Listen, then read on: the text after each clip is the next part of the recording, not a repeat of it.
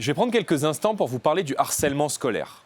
Vous en avez tous entendu parler, le suicide du jeune Lucas il y a 6 mois, le suicide de la jeune Lindsay qui s'est donné la mort le 12 mai dernier, tous deux victimes de harcèlement scolaire et de cas qui ont ému et choqué la France entière.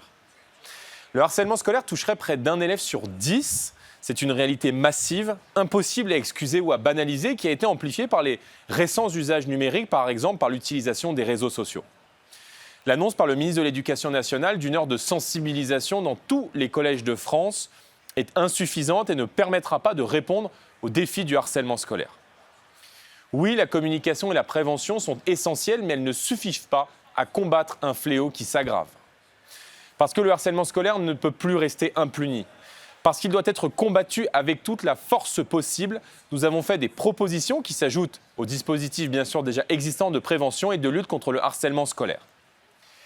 Par exemple, l'élève reconnu coupable de harcèlement par le personnel d'éducation doit être notamment puni par les sanctions prévues au règlement intérieur, mais il faut que cette sanction ait un impact négatif sur ses notes, comme une sorte de malus, et figure au livret scolaire. On ne pourra pas mettre fin à des situations de harcèlement à l'école sans responsabiliser les parents.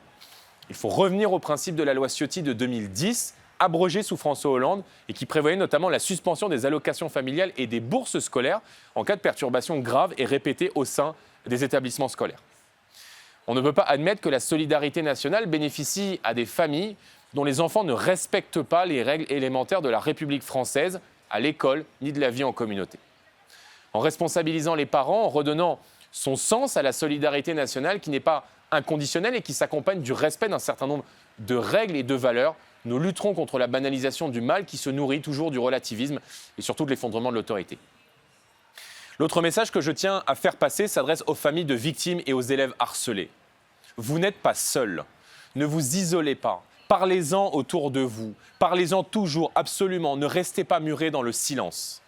C'est surtout par la communication que l'on peut contrecarrer les effets du harcèlement à l'école.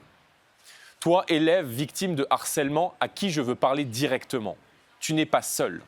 Aucune de tes caractéristiques physiques, rien de ton orientation sexuelle réelle ou supposée, de tes traits de caractère, de ta tenue vestimentaire ne justifie ce harcèlement. N'aie pas peur de t'exprimer, car tu n'as aucune honte à avoir face à ceux qui se rendent coupables de ces violences, capables de détruire une vie.